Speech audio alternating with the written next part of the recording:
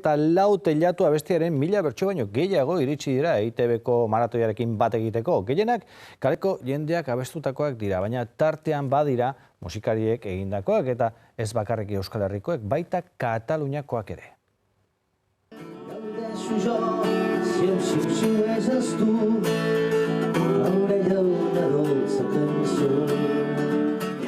Katalanez entzun da gorputzeko azala altzatzen zaigu.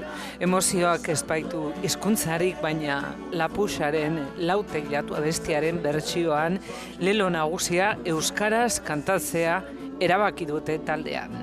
La cançó aquesta vam decidir respectar l'estribillo en euskera perquè estem molt sensibilitzats amb la llengua aquí a Catalunya. També hem de lluitar dia a dia per mantenir-la.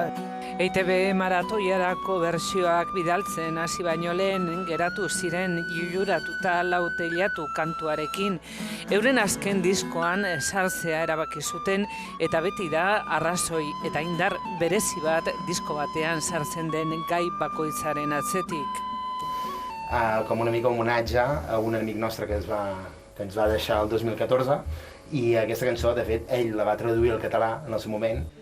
Guregana etorrita, Espaloian taldeak itoitzen ganako duten Maitemina ezaguna zen, eta honela eramaten dute Euskal Herri guztitik ikur bihurtu den kantua. Jende gazte asko zuen ezagutzen eta ez du ezagutzen itoizen musika, eta guretzat hori kriston delitua zen.